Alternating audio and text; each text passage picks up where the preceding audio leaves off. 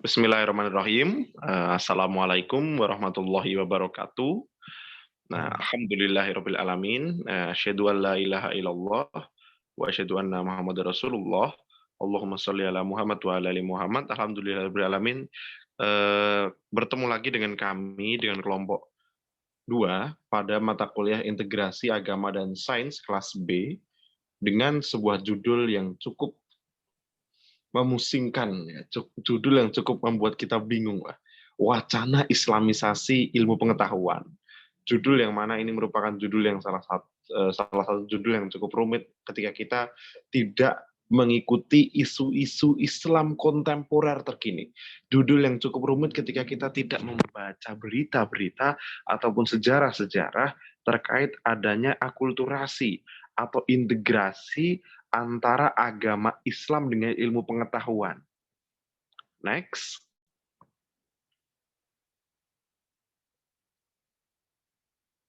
Nah, pada kesempatan kali ini, di kelompok 2, Integrasi Agama dan Sains, ada beberapa anggota. Seperti yang pertama ada saya, Muhammad Sonata, lalu ada Mas Naufal, lalu ada Mas Rafli, lalu ada Mbak Zulfida, lalu ada Mas Handi, lalu ada Mas Fahrul Hidayah. Setiap anggota yang ada di sini berperan aktif dalam proses pengerjaan 2 pekerjaan. Yang pertama adalah presentasi, yang kedua adalah bahan bacaan, di mana dalam pengumpulannya kami mengumpulkan 3 buah file.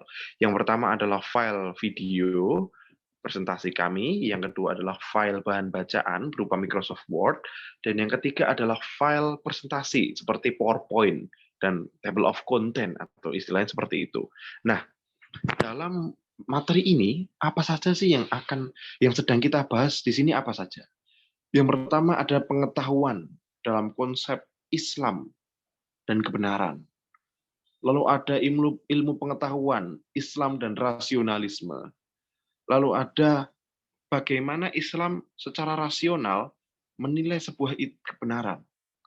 Lalu bagaimana latar Islamisasi ilmu pengetahuan. Kok bisa sih ada Islamisasi ilmu pengetahuan? Gimana sejarahnya? Lalu ada proses Islamisasi ilmu pengetahuan. Prosesnya seperti apa? Lalu yang terakhir adalah bagaimana kondisi saat ini terkait dengan Islamisasi ilmu pengetahuan. Mohon maaf ada typo di sana. Dalam proses berkembangnya, ilmu pengetahuan berjalan selaras dengan berkembangnya agama Islam. Kita mengetahui bagaimana ilmu pengetahuan, ilmu-ilmu baru dicetuskan oleh ilmuwan-ilmuwan Muslim. Bagaimana Avicenna atau dikenal dengan Ibnu Sina, di mana beliau adalah salah satu ilmuwan besar di bidang kedokteran. Lalu ada filsuf yang lain. Banyak sekali keilmuan yang baru muncul meskipun dalam pertentangan, dalam hal yang kontradiktif. Banyak sekali ilmu yang muncul dari orang-orang Muslim, pemikiran-pemikiran orang-orang Muslim. Seperti ada salah satu Muhammad Jamal dari India, Muhammad Iqbal dari Mesir kalau tidak salah ya, lalu ada Said Naqub Al-Atas kalau saya tidak salah, mohon maaf. Hal ini tentunya menjadikan adanya integrasi dan akulturasi antara agama dan sains atau ilmu pengetahuan secara umum. Dalam prosesnya, agama Islam memberikan jalan dan pengawasan ketat yang mengawasi perkembangan ilmu pengetahuan agar tidak berada di jalan yang salah atau keliru. Hal ini menjadikan adanya isu bahwa agama Islam ini melakukan islamisasi terhadap ilmu pengetahuan sehingga menimbulkan stigma masyarakat. Wah, Islam ini kok mengekang orang mau berpikir. Islam ini kok mau membuat orang mengembangkan ilmu pengetahuan jadi susah. Padahal tidak seperti itu. Padahal Islam berjalan selaras dengan ilmu pengetahuan.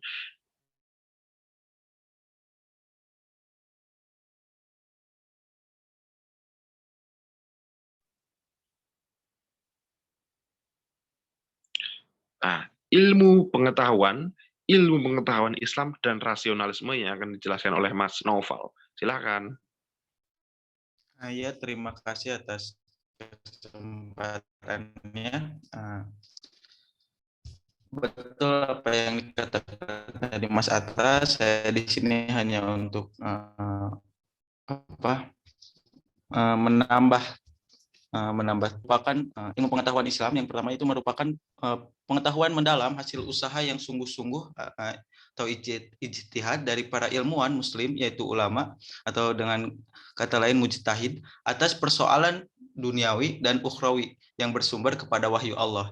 Wahyu Allah ini bersumber kepada Al-Quran dan Al-Hadis, yang dimana Al-Quran dan Al-Hadis ini berfungsi sebagai petunjuk, yaitu hudan bagi umat manusia, termasuk dalam hal ini adalah petunjuk tentang ilmu dan aktivitas ilmiah, yaitu aktivitas kita dalam kehidupan di dunia.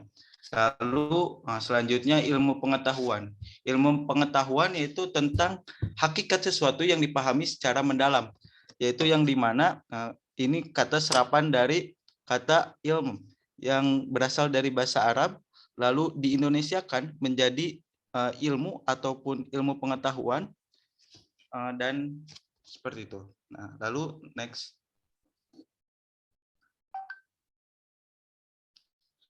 Lalu rasionalisme. Nah, rasionalisme ini secara terminologis ialah aliran yang memiliki paham dan berpegang pada prinsip bahwa akal merupakan sumber unggul dan bebas atau terlepas dari pengamatan indrawi. Pengalaman hanya dipakai untuk mempertegas pengetahuan yang diperoleh akal. Sedangkan dengan demikian paham rasionalisme ialah berpusat pada akal, yang dimana para pemuja ataupun yang mempercayai bahwa tentang rasionalisme ini, mereka mempercayai ataupun mendahulukan kepada akal terlebih dahulu gitu, sebelum kepada pengalaman ataupun dan yang lainnya, karena mereka meyakini bahwa akal telah dimiliki manusia sejak dari lahir, yaitu yang disebut dengan daya nalar itu.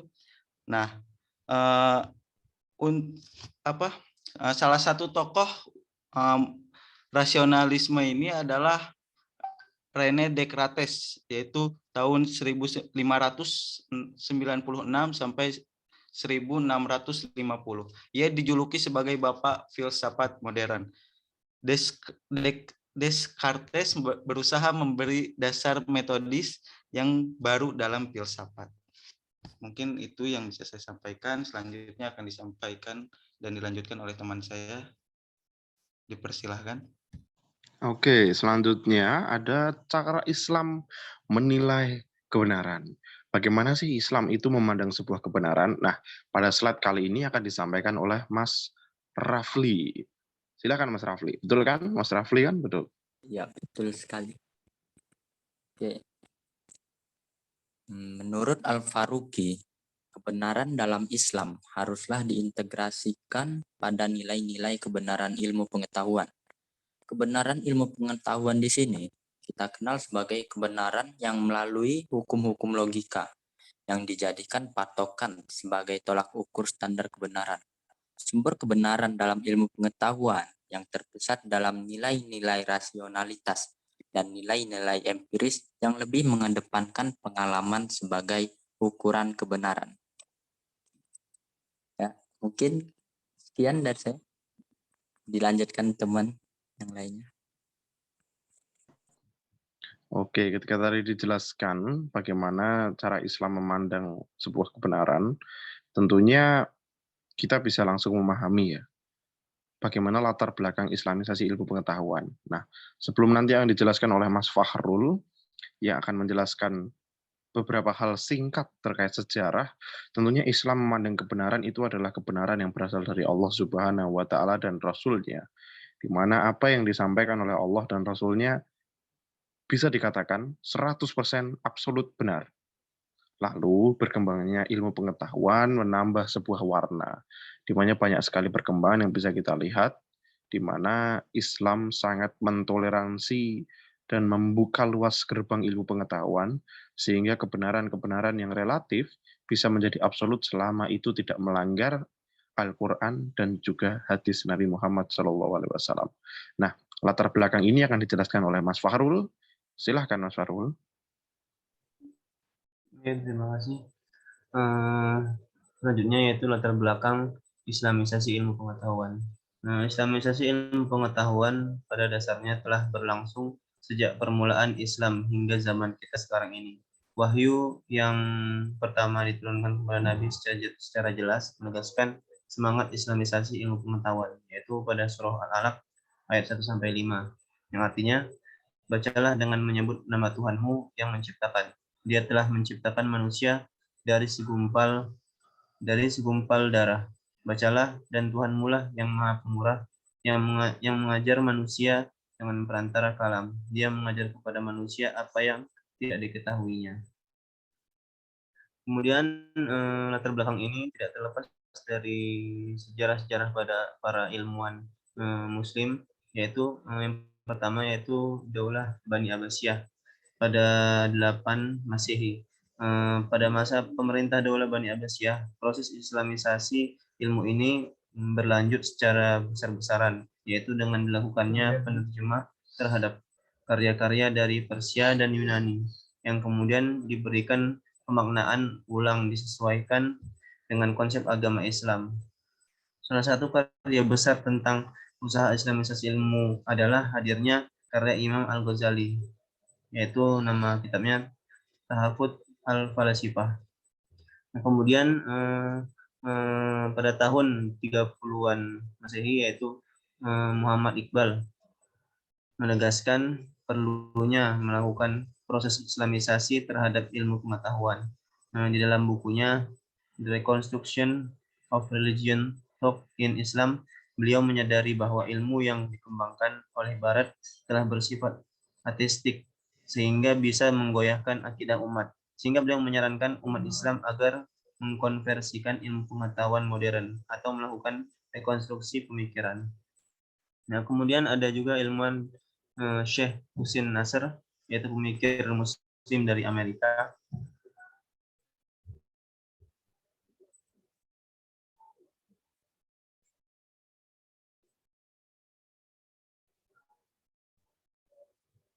Dan yang terakhir ada Syekh Naqib Al-Atas sebagai proyek Islamisasi.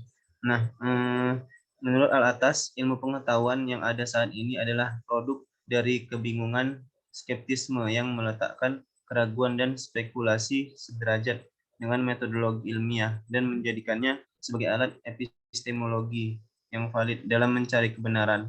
Selain itu, ilmu pengetahuan masa kini dan modern secara keseluruhan dibangun, ditafsirkan, dan diproyeksikan melalui pandangan dunia, visi intelektual, dan persepsi psikologis dari kebudayaan dan peradaban Barat. Pengertian Islamisasi ilmu pengetahuan ini secara jelas diterangkan oleh Al-Atas, yaitu pembebasan manusia dari tradisi magis, mitologis, animistis, budaya nasional yang bertentangan dengan Islam, dan dari belenggu paham sekuler terhadap pemikiran dan bahasa Islamisasi, juga pembebasan akal manusia dari keraguan. Mungkin sekian dari saya kembalikan ke Atta. Oke, terima kasih Mas Fahrul atas penyampaian materinya. Cukup kompleks ya, karena ini berkaitan dengan sejarah, berkaitan dengan histori ya. Sejarah itu selalu berkaitan dengan peristiwa, waktu, tempat, kejadian, dan aktornya. Begitu pula dengan yang tadi disampaikan oleh Mas Fahrul, bahwasannya proses Islamisasi ilmu pengetahuan wacana ini sudah ada sejak lama. Sejak mungkin zaman nenek moyang kita punya nenek moyang lagi. Sudah dibahas, mungkin seperti itu. Maka dari itu di dalam bahan bacaan yang sudah kita lampirkan, kita menjelaskan bahwasannya runtutan ataupun kejadian-kejadian penting yang berkaitan dengan sejarah wacana Islamisasi ilmu pengetahuan ada di sana. Sehingga teman-teman bisa mempelajarinya dan juga memberikan saran ataupun kritik ataupun informasi-informasi lebih lengkap terkait sejarah Islamisasi ilmu pengetahuan. Next yaitu adalah proses Islamisasi. Bagaimana ilmu pengetahuan ini bisa diislamisasi atau bisa diislamkan. Apakah kita syahadat dengan buku atau kita pergi ke perpustakaan untuk khutbah di sana? Ada dua proses yang akan dijelaskan oleh Mas Handi pada kasus kali ini. Silahkan Mas Andi. Baik, terima kasih moderator. Selanjutnya saya akan menjelaskan proses Islamisasi ilmu pengetahuan. Dalam prosesnya ada dua hal yang sangat penting dalam berkaitan antara Islam dan ilmu pengetahuan. Dua proses ini menjadi urutan penting yang saling melengkapi ketika ada gerakan atau konsep Islamisasi ilmu pengetahuan. Adapun dua proses konsep Islamisasi ilmu pengetahuan menurut Al-Attas adalah sebagai berikut. Yang pertama, mengisolir unsur-unsur dan konsep-konsep kunci yang membentuk peradaban barat yang dimiliki oleh pengetahuan modern saat ini, terutama ilmu pengetahuan humaniora. Dengan demikian, ilmu-ilmu alam, fisika, dan aplikasinya harus ditundukkan dengan ajaran-ajaran Islam, khususnya dalam fakta-fakta dan formalisasi teori-teori lainnya. Fakta dianggap tidak benar jika itu bertentangan dengan pandangan hidup Islam.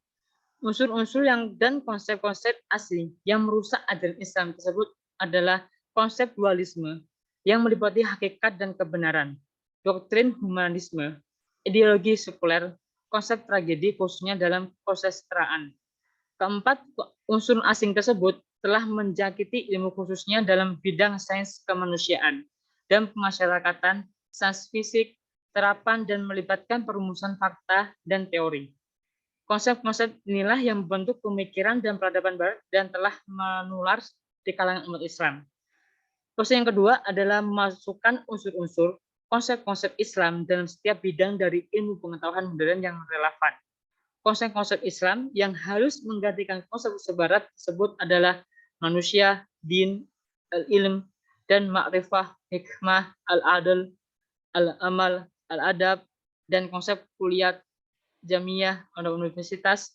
Jika dua proses Islamisasi tersebut dilakukan, maka manusia akan terbebas dari magic, meteorologi, animisme, dan tradisi budaya yang bertentangan dengan Islam. Islamisasi ilmu pengetahuan akan membebaskan manusia dari keraguan atau syak, dugaan atau zon, dan argumentasi kosong menuju keyakinan akan kebenaran mengenai realitas spiritual dan materi. Islamisasi akan membebaskan ilmu pengetahuan modern dan ideologi, makna dan pernyataan-pernyataan sekuler. Al-Attas menolak bahwa Islamisasi ilmu pengetahuan sekedar memberikan labelisasi ilmu dengan prinsip-prinsip Islam. Islamisasi ilmu pengetahuan bertujuan agar umat Islam terlindungi dari pengaruh ilmu pengetahuan yang telah terjangkit unsur-unsur dan konsep barat yang akan menimbulkan kesesatan dan keliruan, serta bertujuan mengembangkan ilmu yang hakiki yang dapat membangunkan pemikiran dan kepribadian umat Islam dan dapat menambahkan keimanan kepada Allah SWT. Dengan demikian, Islamisasi ilmu pengetahuan akan melahirkan keamanan, kebaikan, keadilan, keselamatan, dan keimanan kepada Allah SWT. Saya berikan pada moderator. Oke. Dimana proses ilmu ini cukup itu ya, cukup bahwasanya teman-teman cukup perlu menguras pemikiran ya ketika teman-teman membaca presentasi kami. Jadi saya sarankan banyak sekali jurnal.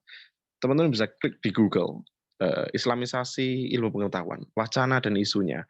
Banyak sekali artikel-artikel kredibel yang bisa teman-teman gunakan. Seperti itu. Nah, next, setelah ini adalah kasus, kondisi. Nah, seperti tadi yang saya sampaikan, ya slide ini akan dijelaskan oleh Mbak Zulfida, di mana Mbak Zulfida akan menceritakan kondisi Islamisasi ilmu pengetahuan yang ada saat ini. Tentunya yang akan dijelaskan oleh Mbak Zulfida sudah sangat lengkap ketika teman-teman membaca di bahan bacaan yang sudah saya sampaikan, yang sudah kami lampirkan di Google Classroom. Monggo silakan Mbak Zulfida terkait kondisi saat ini adanya Islamisasi ilmu pengetahuan. Baik, terima kasih kepada moderator terkait Islamisasi ilmu pengetahuan. Nah, dari penjelasan dari teman-teman tadi dapat kita ketahui bahwa Islam mengatur segala aspek kehidupan, tidak hanya mengatur permasalahan ibadah ritual semacam sholat, puasa, zakat, haji, dan mengurus jenazah. Islam juga mengintegrasikan permasalahan dunia dan akhirat, menyintesiskan iman, ilmu, dan juga amal, serta memadukan zikir dan juga pikir. Nah, sehingga Islam mengintegrasikan nilai-nilai transendental kepada aspek-aspek kehidupan duniawi, termasuk ilmu pengetahuan dan teknologi. Nah, saat ini dunia didominasi oleh peradaban barat yang dengan keunggulan ilmu pengetahuan dan teknologi menguasai dunia. Nah, peradaban barat ini terbukti memberi kontribusi pada munculnya serangkaian krisis global. Nah, pada kondisi yang demikian, kehadiran dari ilmu pengetahuan Islamisasi ini merupakan suatu kebutuhan bagi umat manusia, dan Islamisasi ilmu pengetahuan ini merupakan sebuah proyek besar yang menghadirkan Islam sebagai rahmatan lil alamin, sekaligus untuk membuktikan bahwa Islam itu ya'lu wa la yu'la alaih, dan umat Islam sebagai khair umat. Begitu, terima kasih kepada moderator. Saya kembalikan. Oke. Banyak sekali kejadian yang ada di dunia ini terjadi. Salah satunya pada aspek ilmu pengetahuan. Kita bisa mengetahui bahwasannya ilmu pengetahuan selalu berkembang ke arah yang lebih maju. Begitu pula dengan agama Islam. Agama Islam merupakan agama yang tidak pernah tertinggal. Agama Islam tidak pernah menjadi agama yang kuno. Meskipun 1400 tahun yang lalu agama Islam disampaikan oleh Rasulullah kepada seluruh umat manusia, tetapi pada kenyataannya agama Islam masihlah relevan dan akan terus relevan hingga akhir zaman nanti. Sehingga Islamisasi ilmu pengetahuan di sini tidak berarti agama Islam itu mendikotomikan. Agama Islam tidak berarti membuat klasifikasi di mana ilmu pengetahuan tidak boleh berkembang sehingga dikotak-kotakkan, sehingga tidak boleh ke sana ke sini, tidak boleh. Tidak seperti itu. Agama Islam mengatur, agama Islam menjaga, dan agama Islam mengkawal supaya ilmu pengetahuan yang berkembang dapat digunakan ke arah yang baik, dapat digunakan ke jalan yang benar, dan tidak melanggar perintah Allah dan Rasul-Nya. Karena pada sejatinya ilmu pengetahuan di dunia ini, ketika ilmu pengetahuan itu merupakan ilmu pengetahuan yang tidak melanggar aturan agama, maka bisa dipastikan itu merupakan ilmu pengetahuan yang akan membawa kebaikan, membawa solusi, membawa setiap hegemoni-hegemoni baru, membawa pengaruh-pengaruh baru, membawa manfaat-manfaat baru terhadap kehidupan yang ada di dunia ini. Sehingga Islamisasi ilmu pengetahuan jika dipandang dari pandangan atau perspektif yang positif, maka kita akan menemukan salah satu jalan yang baik untuk kedepannya. Mungkin itu saja yang ingin kita sampaikan. Jika ada pertanyaan, silakan dicantumkan di kolom komentar. Kami dari kelompok 2, Integrasi Agama dan Sains, pamit undur diri. Kritik dan saran akan sangat terbuka, sehingga kami bisa berkembang, sehingga kami bisa memperbaiki kesalahan-kesalahan yang ada.